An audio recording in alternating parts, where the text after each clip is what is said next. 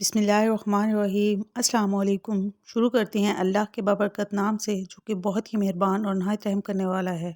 आज मैं आपके लिए टोमेटो केचप की ऐसी रेसिपी लाई हूँ जो कि रमज़ानुल मुबारक में आपके बहुत ज़्यादा काम आने वाली है, क्योंकि अक्सर ऐसा होता है कि जब हम घर में केचप बनाते हैं तो उसका टेक्सचर वैसा नहीं बनता या फिर उसमें वैसी शाइन नहीं आती जैसे बाज़ार की केचप में होती है।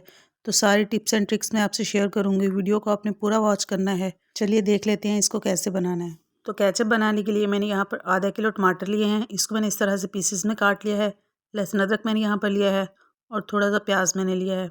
साथ ही मैंने यहाँ पर आधा किलो के करीब गाजरें ली हैं। इनको मैंने अच्छी तरह से धोकर और छील कर कद्दूकश कर लिया है। बाज़ार से हम लोग जो केचप खरीदते हैं उसमें कॉर्नफ्लोर बहुत ज़्यादा क्वांटिटी में मिक्स होता है, जो कि हमारी सेहत के लिए ठीक नहीं है। तो आज हम हेल्दी तरीके से ये केचप तैयार करेंगे। तो इसके लिए गाजरों को हमने इस तरह से एक कढ़ाई में डाल लेना है। टमाटर के जो पीसेस काट कर रखे थे हमने वो भी साथ ही शामिल कर देंगे और लहसुन अदरक भी शामिल कर देंगे और साथ ही इसमें प्याज डाल देंगे। पानी वगैरह हमने यहाँ पर इसमें कुछ भी ऐड नहीं करना है। तो हमने इन सारी चीज़ों को लो फ्लेम पर ऐसे ही पकाना है, ठीक है ना। तकरीबन 15 मिनट तक हम इनको पकाएंगे। इसके बाद मैं आपको दिखाती हूँ कि इसकी क्या कंडीशन है। तो तकरीबन 15 मिनट हो चुके हैं और ये देखें गाजर और टमाटर बिल्कुल अच्छे से गल चुके हैं। तो अभी आधा कप के करीब हम इसमें सिरका डालेंगे। इसको थोड़ा ठंडा होने देंगे। इसके बाद हम इसको ब्लेंड कर लेंगे। तो देखिए यहाँ पर मैंने सारी चीज़ों को अच्छी तरीके से ब्लेंड कर लिया है। आप टेक्सचर देखें इसका कितना ज़बरदस्त बिल्कुल स्मूथ टेक्सचर है।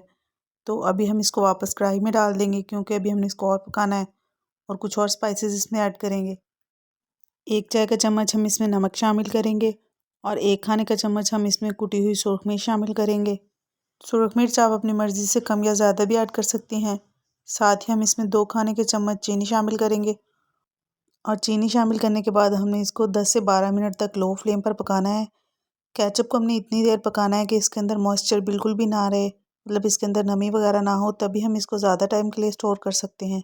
तो यहाँ पर केचप को पकते हुए तकरीबन 10 मिनट हो चुके हैं और इसको चेक कैसे करना है कि केचप हमारी तैयार हुई है या नहीं। तो ये मैं आपको दिखाती हूँ। इस तरह से आपने एक प्लेट ले लेनी है, उसके ऊपर आपने केचप को डाल देना है। ये देखें बिल्कुल भी मॉइस्चर और नमी इसके अंदर नहीं है, कोई भी पानी वगैरह नहीं है। तो केचप हमारी बिल्कुल रेडी है। अभी हम फ्लेम को ऑफ कर देंगे। बाज़ार से हम जो केचप खरीदते हैं उसके अंदर बहुत ही ज़बरदस्त सी एक शाइन होती है। तो उसके लिए मैं आपको बताती हूँ कि आपने क्या करना है। 1 कप आपने पानी ले लेना है, उसको इस तरह से पैन में डाल लें और 1 खाने का चम्मच आप इसमें कॉर्नफ्लोर शामिल करके इसको अच्छी तरह से मिक्स कर लें। पहले आपने इसको अच्छी तरह से मिक्स कर लेना है, इसके बाद आपने फ्लेम को ऑन करना है। तो कॉर्नफ्लोर को मिक्स करने के बाद हमने मीडियम फ्लेम पर चम्मच चलाते हुए इसको पका लेना है। कॉर्नफ्लोर को हमने इतनी देर पकाना है जब तक कि ये बिल्कुल ट्रांसपेरेंट सा ना हो जाए, ठीक है ना। इससे केचप के अंदर बहुत ही ज़बरदस्त सी शाइन आ जाएगी और बहुत ही ज़बरदस्त इसका टेक्सचर हो जाएगा। यकीन मानिए कोई पहचान भी नहीं पाएगा कि आपने ये केचप घर में बनाई है या फिर आपने बाज़ार से ख़रीदी है। माशाल्लाह से आगे रमज़ानुल मुबारक आ रहा है तो वैसे भी केचप बहुत ज़्यादा इस्तेमाल होती है। तो अब इसे बनाकर रख लें। आप इसको फ्रिज में रख के तकरीबन 1 से 2 महीने तक इस्तेमाल कर सकते हैं। ये बिल्कुल भी ख़राब नहीं होगी। तो कॉर्नफ्लोर को मैंने पका लिया है। ये देखें इसका कलर बिल्कुल ट्रांसपेरेंट हो चुका है। तो अभी हम इसको केचप में शामिल कर देंगे। कॉर्नफ्लोर डालने के बाद आपने केचप को पकाना नहीं है, बस जस्ट कॉर्नफ्लोर को मिक्स करना है, ठीक है ना। और जिस भी कंटेनर या जिस भी चीज़ में आप केचप को सेव करें उसको अच्छी तरह से धोकर ड्राई करके इस्तेमाल करें, क्योंकि अगर अंदर पानी वगैरह होगा तो उससे केचप जल्दी ख़राब हो जाएगी। ये देखें बहुत ही ज़बरदस्त सी माशाल्लाह बिल्कुल बाज़ार जैसी केचप हमने घर पे तैयार कर लिया है और बाज़ार से काफ़ी सस्ती भी है। तो कैसी लगी आपको मेरी आज की रेसिपी?